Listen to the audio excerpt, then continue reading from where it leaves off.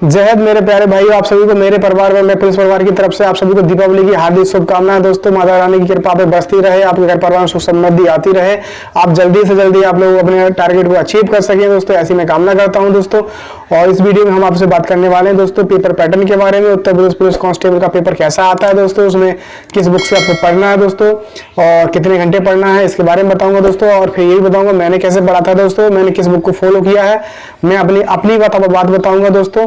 मैं किसी दूसरी बात नहीं बताने वाला हूं, मैं अपने बारे में बताऊंगा दोस्तों। और आपको फॉलो करना तो करिएगा दोस्तों, नहीं करना तो कोई बात नहीं, मैं अपने ही बारे में सब कुछ बता दूंगा दोस्तों। इससे पहले मैं आपको ये बता देना चाहता हूं, इससे पहले मैं कौन सी तैयारी कर रहा था और क्या कर रहा था, जो मैं आज यूपी पुलिस में जॉब कर रहा हूँ मैं दोस्तों। इससे पहले जो तैयारी कर रहा था मैं एसएससी जेई की तैयारी कर रहा था, रेलवे जेई की तैयारी कर रहा था, डीएमआरसी जेई यानी मिलिट्री इंजीनियरिंग सर्विस में जेई के जूनियर इंजीनियर के पद आते हैं दोस्तों, मैं उसके लिए तैयारी कर रहा था दोस्तों। और इसके बाद अब मेरा टर्निंग पॉइंट कहाँ से बना था दोस्तों, मैंने 2 बार यांत्रिक का इंडियन कोस्ट गार्ड का पेपर दिया था, 2 बार मुझे वहां से मेडिकल में फेल हो गया था दोस्तों। और एक बार मैं एसएससी पेपर में 2017 का पेपर मैंने दिया था, उसमें मैं सक्सेस नहीं हो पाया था दोस्तों। तो 2018 में यूपी पुलिस का भी वैकेंसी आई हुई थी दोस्तों उस टाइम पे, तो मैं इसमें यूपी पुलिस में भी डाल दिया था। और मैं एसएससी जेई की तैयारी कर ही रहा था, रेलवे की तैयारी कर ही रहा था दोस्तों, मैं उधर पेपर दे ही रहा था, लोको पायलट मेरा साइकिल से रह गया था दोस्तों। तो इस तरीके से मैं कई पेपर की तैयारी कर रहा था दोस्तों। और साथ साथ मैंने इसी यूपी पुलिस का पेपर भी का फॉर्म भी डाल दिया था दोस्तों, तो उस टाइम मैंने इसको पेपर दे दिया था और मेरा सिलेक्शन भी हो गया था। अन्य पेपर में इंडियन कोस्ट गार्ड में भी 2 बार सिलेक्शन हुआ है, लेकिन दोनों बार मुझे मेरिट से निकाला गया है दोस्तों। इंडियन कोस्ट गार्ड में मुझे बाद में साइको से फाइनल लिस्ट में निकाला गया दोस्तों। और रेलवे जेई मेरा नंबर नहीं आ पाया था और एसएससी जेई में भी नहीं आ पाया था, बाकी 3 एग्जाम में मेरा नंबर आ गया था दोस्तों। तो मैं आप बात करूंगा मैंने कैसे पढ़ाई की थी दोस्तों। मैं आपको पहले बताता हूँ इसमें पेपर पैटर्न क्या होता है। तो पेपर पैटर्न जो आता है यूपी कांस्टेबल का दोस्तों, उसमें पेपर में 4 सेक्शन में बटा रहता है। हिंदी का होगा, मैथ का होगा, आपका रीजनिंग का सेक्शन होगा और जीएस का सेक्शन होगा। हर सेक्शन में हिंदी का सेक्शन जो होता है लगभग 35 से 40 नंबर के बीच में आता है। आपको स्क्रीन पर दिख जाएगा उसका इंडेक्स, पेपर का इंडेक्स आपको स्क्रीन पर दिख रहा होगा, उसमें कितने नंबर का कौन सा टॉपिक आ रहा है मैंने साफ लगा रखा है और मैं बता भी दे रहा हूँ। हिंदी आपकी 35 से 40 क्वेश्चन के बीच में आते हैं, 37 क्वेश्चन भी हो सकते हैं, 38 क्वेश्चन भी हो सकते हैं। इसी तरीके से आपके मैथ के आते हैं 35 से लेकर के 40 के बीच में, 37-38। उसके बाद इसी तरीके से रीजनिंग के आते हैं दोस्तों 35 से 40 के बीच में। और जो आपके जीएस के पेपर क्वेश्चन आते हैं दोस्तों, वो उसमें आपके 30 क्वेश्चन से लेकर के 35 क्वेश्चन के बीच में आते हैं। टोटल क्वेश्चन जो आते हैं दोस्तों इस तरीके से देखे जाते हैं 150 क्वेश्चन आते हैं दोस्तों, और 2 घंटे में आपको करने होते हैं दोस्तों। तो आपको किस पेपर में सेक्शन में कितने नंबर करना है, जिससे कि आपको अच्छे खासे नंबर आ सके दोस्तों। तो मेरे हिसाब से कम आप 220 नंबर लाइएगा, क्योंकि कंपटीशन इतना बढ़ चुका है दोस्तों। जब तक आपको 220 नंबर नहीं आएंगे, 220 के आसपास आने चाहिए, क्योंकि पुरानी मेरिट दी गई थी और जो 19 वाली मेरिट है वो थोड़ी कम हो गई थी, 200 से बिलो आ गई थी दोस्तों। तो कोई दिक्कत नहीं है, वहाँ पे 180 के आसपास आ गई थी वो मेरिट। तो आप उसके अकॉर्डिंग मत जाइएगा, क्योंकि कंपटीशन दिन ब दिन कंपटीशन बढ़ता जा रहा है दोस्तों। हर जॉब की बहुत मारामारी दोस्तों लोगों को जॉब नहीं मिल रही है, इसलिए हर कोई बात कहीं ना कहीं चाहता है कहीं ना कहीं जॉब मिल जाए, जैसे ही मिल जाए। तो इसलिए कंपटीशन बहुत ज्यादा है, तो आप लोग उस तरीके से पढ़िएगा, आपको 200 से प्लस नंबर आने चाहिए हर हालत में।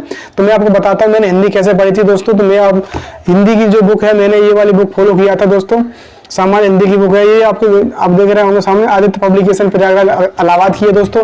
और इससे पहले मैं जो बुक पढ़ा था दोस्तों वो थी आपकी लुसेंट पब्लिकेशन की हिंदी व्याकरण की बुक थी दोस्तों, मैंने वो पढ़ी थी दोस्तों, उसको फॉलो किया था। उसके बाद ये बुक ली थी, इसमें प्रैक्टिस करने के लिए बहुत सारे क्वेश्चंस दे रखे हैं दोस्तों। आप इसको ले लेंगे तो क्वेश्चन प्रैक्टिस करने के लिए बहुत सारे मिलेंगे आपको। तो ये हिंदी की बुक है दोस्तों, ठीक है। आपको ज्यादा नहीं पढ़ना है, दिन में बस 4 घंटे ही पढ़ना है। 4 घंटे में आप बांट लीजिएगा आपको कितने टॉपिक पढ़ने हैं, बस इन्हीं टॉपिक के हिसाब से आप 3 महीने तक पढ़ते रहेंगे ना, तो आप 100% तैयारी कर लेंगे। ये राकेश यादव की बुक है दोस्तों, जैसा कि आप इसे देख रहे हैं। इस पूरी बुक में मैंने सारे क्वेश्चन को नहीं लगाया था दोस्तों, इसमें मैंने वही क्वेश्चन लगाए थे जो अपने पेपर में आने वाले थे, कांस्टेबल के पेपर में आने वाले थे। मैंने प्रीवियस पेपर लेकर के दोस्तों इन पर टिक मार ली थी दोस्तों। ये इसका इंडेक्स है और साइड में भी आपको इंडेक्स दिखेगा, ये आपका इंडेक्स है। इस इंडेक्स में आप देख रहे होंगे यहाँ पे ये जो क्वेश्चंस दिए हुए हैं ना, इन सभी जो टॉपिक दिए टॉपिक के सामने मार्किंग की हुई है दोस्तों। और ये मार्किंग के अकॉर्डिंग ही मैंने क्वेश्चंस लगाए थे दोस्तों। मैंने सारे क्वेश्चन नहीं लगाए, तुम सोच रहे हो इतनी मोटी बुक लगाई, नहीं इतनी मोटी बुक नहीं लगाई है, मैंने वही टॉपिक गिने चुने क्वेश्चंस लगाए दोस्तों जो अपने पेपर में आने वाले थे फ्रेंड्स। अब मैं बात कर लेता हूँ और मैंने RS अग्रवाल की भी बुक ली थी, लेकिन वो दोस्तों मुझे मैथ की अच्छी नहीं लगी थी, इसके लिए मैंने इसके बाद ली थी। आप और भी पब्लिकेशन की बुक ले सकते हैं छोटी छोटी, जिनके अंदर बहुत सारे क्वेश्चन होने चाहिए। तो आप वो लेके लगा सकते हैं। जरूरी नहीं है राकेश यादव की लो, आप पतली कोई बुक ले लीजिए जिसमें लेकिन क्वेश्चन बहुत सारे होने चाहिए, ऐसे इतना याद रखना, उन सभी को आप लगा सकते हैं। उसके बाद दोस्तों मैं आपको बताऊंगा मैंने बायोलॉजी कहाँ से पढ़ी थी। तो बायोलॉजी पढ़ी थी मैंने इस वाली बुक से पढ़ी थी, ये परीक्षावाड़ी की बुक है दोस्तों। ये पब्लिकेशन की बौद्धिक पब्लिकेशन इलाहाबाद की बुक है दोस्तों। इसमें टॉपिक वाइज मैंने पढ़ा था, आप देख रहे होंगे इसके अंदर ये हर टॉपिक पे देखो मार्किंग की हुई है दोस्तों। हर पेपर के ऊपर मार्किंग है, यानी हर मैंने टॉपिक को मार्क कर रखा था। तो उसी टॉपिक को मैंने पढ़ा था जो हमारे पेपर में आने वाला। मैंने फालतू के एक भी टॉपिक नहीं पढ़े थे दोस्तों। अब बुक जरूर ये मोटी है लेकिन मैंने पूरी नहीं पढ़ी है। ये आईएएस लेवल की बुक, आईएएस के जो पेपर्स होते हैं उनका सेट है ये, तो मैंने वो नहीं पढ़ा पूरा, लेकिन मैंने वही क्वेश्चन पढ़े हैं जो मेरे पेपर में आने वाले थे। उसके बाद मैं बात करता हूँ आपके बाद आधुनिक भारत की। तो मॉडर्न हिस्ट्री दोस्तों मैंने इस वाली बुक से पढ़ा था। आप देख लीजिए, नवदृष्टि प्रकाशन की है, नवदृष्टि प्रकाशन इलाहाबाद की है दोस्तों। ये कोई आईएएस है, इन्हीं की बुक है, ये आईएएस सर है कोई, इन्हीं की बुक है ये। और ये इसमें मॉडर्न हिस्ट्री आप पढ़ेंगे तो एक भी टॉपिक, एक भी क्वेश्चन ऐसा नहीं होगा जो इससे बाहर जाएगा। और बुक भी पतली है, देखने में बहुत पतली बुक है दोस्तों। तो मैंने इसी से मॉडर्न हिस्ट्री पढ़ी है, मैं अपनी बता रहा हूँ, बाकी मैं दुनियादारी नहीं जानता हूँ। और इसके बाद में ये आप बुक जो देख रहे हैं भौतिक विज्ञान पब्लिकेशन, जो भौतिक विज्ञान रसायन विज्ञान बुक है, ये भी आपकी बौद्धिक प्रकाशन की है दोस्तों। ये परीक्षावाड़ी की बुक है, इलाहाबाद की है। ये भी मैंने इसी तरीके से पढ़ी थी। यहाँ पे देखो हर पेपर को मैंने मार्क कर रखा है, आप यहाँ पे देखेंगे तो हर पेपर पे देखो ग्रीन ये मार्किंग दिख रही है ना, तो ये इसका मतलब ये मैंने यही चीजें पढ़ी है। ग्रीन का मतलब है इन्हीं चीजों को मार्क कर रखा है, फिर इन्हीं चीजों को मैं पढ़ता रहा बार बार। बाकी मैंने कोई भी चीजें फालतू की चीजें नहीं पढ़ी। बुक मोटी जरूर है लेकिन पूरी नहीं पढ़ी मैंने कभी भी।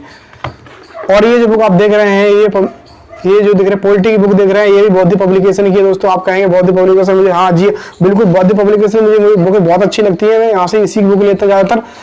बौद्धिक पब्लिकेशन की बुक है ये, पॉलिटी की, आप इससे पढ़ लीजिएगा। और जितने भी टॉपिक हैं उन टॉपिकों को इस तरीके से मार्क कर लीजिएगा, जैसे कि ये देखो हमारे यहाँ मैंने मार्क कर रखे हैं, आपको ये टॉपिक बाकी मार्क कर रखे हैं ना, आप ऐसे मार्क कर लीजिएगा। और इन्हीं के जो फिर पेज खोल करके उसी टॉपिक को पढ़िएगा जो आपको पेपर में आए हैं और आने वाले हैं।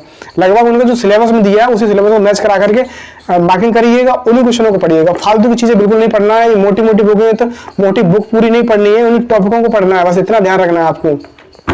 अब हम बात करने वाले हैं, अब हमने ये आपके ये सामान्य ज्ञान की बुक है। इससे मैंने जो आपकी जो हिस्ट्री होती है मध्यकालीन भारत कहेंगे और प्राचीन भारत जो है आपको old and ancient Indian history है और एक आपकी मिडाइवल इंडियन हिस्ट्री है। और ये मैंने इससे पढ़ी थी दोस्तों। ये वही नॉर्मल सी बुक है, सबके पास रहती है। सामान्य ज्ञान है आपकी लुसेंट पब्लिकेशन की है दोस्तों। ये बुक से पढ़ा था मैंने। और हिंदी व्याकरण भी मैंने शुरुआत में इसी बुक से पढ़ा था, यानी जो आपकी हिंदी व्याकरण की बुक आती है लुसेंट पब्लिकेशन की, उससे पढ़ा था मैंने दोस्तों। तो बिल्कुल जी हाँ, आप लोग तैयारी करते रहिए। आप बात करते हो मैं रीजनिंग की, तो रीजनिंग दोस्तों मैंने इस वाली बुक से पढ़ा था। मैं जयपुर से लेके आया था दोस्तों, मैं जयपुर गया था पेपर देने एक बार, तो मैं वहां से लेके आया था। ये verbal non verbal reasoning book है दोस्तों, अनुपम पब्लिकेशन की बुक है दोस्तों। आपको दिख रहा होगा, नहीं दिख रहा तो देख लीजिएगा। ये अनुपम पब्लिकेशन की बुक है दोस्तों, मैं वहीं से लेके आया था इस बुक को। इस बुक में काफी अच्छे तरीके से दिया हुआ है रीजनिंग। और ये सारी मोटी पूरी बुक नहीं पढ़नी है दोस्तों, इसमें एक मेथड भी बताया गया, इसलिए इतनी मोटी है, लेकिन बुक बहुत अच्छी है। सबसे मुझे बहुत अच्छी लगती है, मैं अपनी बता रहा हूँ, बाकी दुनियादारी की मुझे नहीं पता, लेकिन मुझे ये बुक अच्छी लगती है दोस्तों। तो मैंने आपको बता दिया दोस्तों। अब बचा है आपका दोस्तों जो मेन बचा हुआ है वो है आपकी भूगोल ज्योग्राफी। इंडियन ज्योग्राफी की बात करता हूं तो मैंने इंडियन ज्योग्राफी जो आपकी लुसेंट पब्लिकेशन की बुक है उसका एक अलग बुक आती है इंडियन ज्योग्राफी के नाम से, वो बुक पढ़ी थी मैंने। और बर्ड ज्योग्राफी के नाम से भी उसकी एक अलग बुक आती है विश्व का भूगोल, उसको मैंने वहां से पढ़ा था। अब मैं कोचिंग की बात करता हूं तो मैंने कोचिंग के लिए मैंने YouTube से फ्री ऑफ कॉस्ट पढ़ा है। मैंने किसी भी कोचिंग इंस्टीट्यूट को पैसा नहीं दिया है दोस्तों, मैं आपको सही बता दूं। तो मैंने सिर्फ जो तैयारी की थी SSC JEE की, मैंने उसी कोचिंग इंस्टीट्यूट को पैसा दिया था। बाकी जो टॉपिक जितने भी टॉपिक हैं मैंने अलग से जो पढ़े हैं जो वहाँ नहीं पढ़ाए जाते हैं। तो मतलब SSC JEE में जो सिलेबस है वो अलग सिलेबस है दोस्तों SSC JEE का। वहाँ पर टोटल मैकेनिकल इंजीनियरिंग में मैकेनिकल से था, तो मैकेनिकल इंजीनियरिंग का आना था दोस्तों। तो वहाँ का सिलेबस बिल्कुल अलग था, इंडियन कॉस्ट गार्ड का सिलेबस बिल्कुल अलग था दोस्तों, वो सिलेबस था। तो मैं वो पढ़ता था। लेकिन मुझे जब यूपीपीएससी में पेपर फॉर्म डाला था मैंने, तो इसकी तैयारी के लिए मैंने YouTube से फ्री ऑफ कॉस्ट पढ़ा था। वहाँ पर मैंने एक भी पैसा नहीं दिया था, मैं टॉपिक सर्च करता था। तो दोस्तों उस टॉपिक के हिसाब से मैं YouTube वाले चैनल को सब्सक्राइब करता था, उसी चैनल से पढ़ता था दोस्तों। इस तरीके से मैंने एक भी पैसा नहीं दिया था यूपीएससी कोचिंग के लिए। मैंने जो भी पैसा दिया था अपनी SSC JEE जूनियर इंजीनियरिंग की कोचिंग के लिए दिया था, क्योंकि मैं मैकेनिकल इंजीनियरिंग से पढ़ाई की थी मैंने, तो वहां से मैं पढ़ाई करता रहा था, तो उसी चीज की मैं तैयारी कर रहा था। ये तो मैंने साइड से ऑप्शनल में डाला था पेपर, लेकिन मेरा इसमें भी हो गया था, 2-3 कॉस्ट गार्ड में भी हुआ था, लोको पायलट में भी हुआ था। लेकिन कार्ड बस वहाँ पे दुर्भाग्यवश मान लीजिए मेरा फाइनल सिलेक्शन नहीं हो पाया, और फाइनल में मैं अभी यूपीपीएससी में आ चुका हूँ दोस्तों। तो बस यही मेरी गाथा थी दोस्तों। अगर आपको फिर भी कोई डाउट बचता है दोस्तों तो आप मुझे कमेंट बॉक्स में कमेंट करके बता दीजिएगा दोस्तों। चैनल पर बने रहिएगा और वीडियो को लाइक कर दीजिएगा, चैनल को सब्सक्राइब कर लीजिए, जिससे आने वाले हर नोटिफिकेशन के बारे में आपको पता चल सके दोस्तों। मैं आपको ऐसी जानकारी देता रहूंगा और आप मुझे जो भी क्वेश्चन पूछेंगे दोस्तों, मैं आपको क्वेश्चन को वीडियो के माध्यम से जवाब देता रहूंगा।